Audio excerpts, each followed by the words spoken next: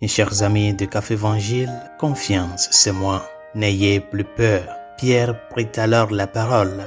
Seigneur, si c'est bien toi, ordonne-moi de venir vers toi sur les eaux. Jésus lui dit, viens. Nous célébrons ce jour, mes chers amis, la mémoire de Saint Dominique de Guzman, prêtre fondateur de l'ordre des prédicateurs, l'ordre des dominicains.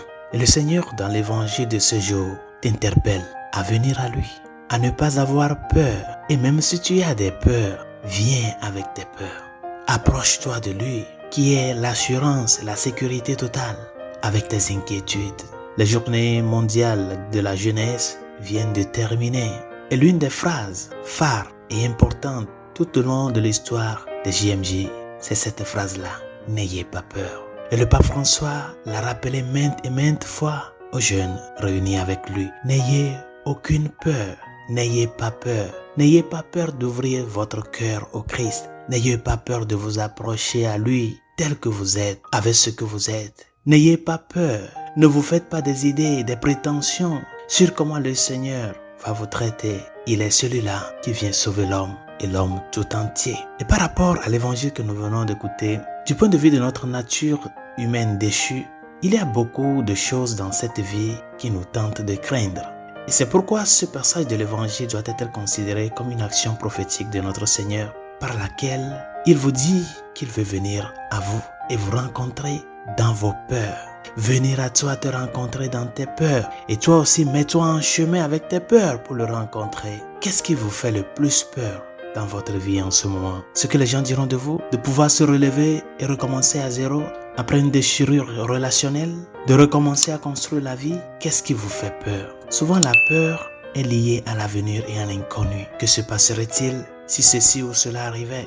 La peur résulte en fin de compte d'un manque de foi en Dieu et en sa protection. Et c'est pour cela le Seigneur, aujourd'hui, nous amène à découvrir la pleine vérité. C'est l'assurance qu'il nous donne. Et la vérité, c'est que les disciples, non seulement n'avaient pas à craindre, mais qu'ils avaient toutes les raisons de se réjouir et d'être en paix. Alors qu'ils étaient sur ce bateau, sur cette barque, au milieu de la mer, au milieu de la nuit, au milieu de vents violents, c'est Dieu lui-même, le grand Je suis, qui venait les protéger, prendre soin d'eux et les conduire sains et saufs jusqu'au rivage. Cette expression « c'est moi » de Jésus pourrait en fait être traduite plus littéralement par « je suis » en référence à la divinité du Seigneur. Le dernier mot du passage cité ci-dessus est ce que Jésus nous dit à tous lorsque nous tombons dans la peur et l'inquiétude, lorsque nous avons beaucoup d'indécision en nous. Le Seigneur te dit « viens, viens ».